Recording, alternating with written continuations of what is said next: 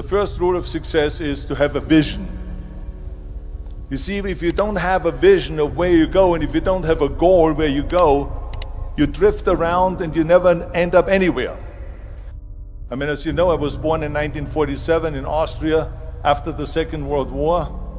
So I was very fortunate that I stumbled on my vision. And I didn't really like Austria when I grew up. I couldn't wait to get out of there. I couldn't see myself becoming a farmer or a worker in a factory or anything like that, even though my parents wanted me to stay there and have a normal life. But that was their vision, not mine. My vision was totally different. I felt that I was born for something special, for something unique, for something big. Then one day I went to school. I remember I was 11 years old, and they showed a documentary about America. And there they showed in this documentary the huge skyscrapers, the high-rises, the huge bridges, the 6-lane freeways, and all of this stuff. And I said to myself, that's where I want to be. I don't want to be around here with these little farmhouses and these little buildings. I want to be in America. And one day after school, I walked by a store in Graz. So I went inside and I looked around and I looked at this stuff, and I saw a magazine. I saw a bodybuilding magazine that had Reg Park on the cover. Reg Park was then a 3-time Mr. Universe. And I saw him on the big screen as Hercules. I read that and I said to myself, wow, this is the blueprint for my life. This is exactly what I want to do. I want to become a bodybuilding champion just like Reg Park. I want to get into movies just like Reg Park. And I want to make millions of dollars and be rich and famous just like Reg Park. Do you know how great it felt that I knew where I was going? Imagine the majority of people don't know where they're going. I knew where I was going, that I'm going to become this bodybuilding champion just like him. So it was just a question of how do you do it? I was so relieved, because when you have a goal, when you have a vision, everything becomes easy. So people always ask me, when they saw me in the gym in the pumping iron days, they say, why is it that you're working out so hard? 5 hours a day, 6 hours a day, and you have always a smile on your face. And I told people all the time, I said, because to me, I'm shooting for a goal. In front of me is the Mr. Universe title. So every rep that I do gets me closer to accomplishing that goal, to make this goal, this vision turn into reality. Every single set that I do, every repetition, every weight that I lift will get me a step closer to turn this goal into reality. So I couldn't wait to do another 500-pound squat. I couldn't wait to do another 500-pound bench press. I couldn't wait to do another 2,000 reps of sit-ups. I couldn't wait for the next exercise. With the age of 20, I went to London and I won the Mr. Universe contest as the youngest Mr. Universe ever. And it was because I had a goal.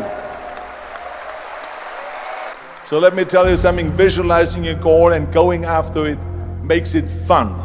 You got to have a purpose no matter what you do in life. You got to have a purpose.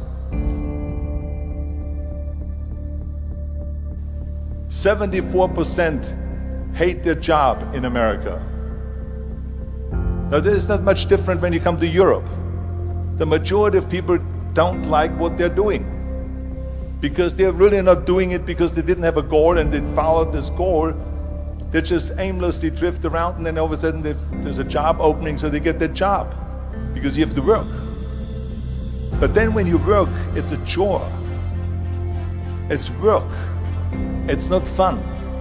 So if you think about, only a quarter of the people really enjoy what they're doing in life. That is unbelievable if you think about it. So I felt so blessed that I knew what I was doing. It's like a medical student that studies and knows he wants to become a doctor. You know where to go. And the same thing is also in politics. I remember that in politics, I had a very clear vision that I will be the leader of California. This is as far as I could go because I was not born in America, so I could not run for president. So being the governor of the 5th largest state I should say the largest state, the fifth largest economy in the world, was for me really the ultimate title, the ultimate accomplishment in politics. So even though people came up to me and says, why don't you go and run for something smaller, you're never gonna make it. I ran for governor, and then 2 months later I became governor of the state of California. Again, because I had a very clear vision what I'm gonna do with California. So that's rule number one, have a vision.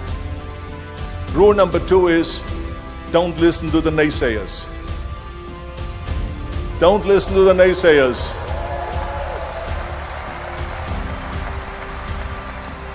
Everything I ever did, the thing that I heard out of people's mouth was, that's impossible. That can't be done. Or no. That is exactly what I heard, and of course I proved to the people that it can't be done. So whenever someone said to me, it can't be done, I heard, it can be done. When they said no, I heard yes. And when they said it's impossible, I heard it is possible. I'm a strong believer of what Nelson Mandela said, that everything is always impossible until someone does it. Well, I'm going to be the one, I said to myself, I'm going to do it and I'm going to show it to them. Maybe it has never been done before. That's perfectly fine with me. But I'm going to do it. And I did not listen to the naysayers. It's all about the hard work that you put in. I said to myself, in bodybuilding I worked out 5-6 hours a day. I'm going to do the same thing now for acting. And of course I went to college to study English. I studied the accent removal, acting classes, and all of this stuff, all day long. I worked and I worked and I worked. And within a short period of time, I made one movie called Hercules in New York, which of course went right into the toilet. But it didn't discourage me. I still had the same vision. And then all of a sudden I did Streets of San Francisco. I did Stay Hungry and Pumping Iron and The Villain. And then all of a sudden I was asked by Dino De Laurentiis and by Universal Studio to star in Conan the Barbarian. And after I did Conan the Barbarian, the director at the press conference said to the press,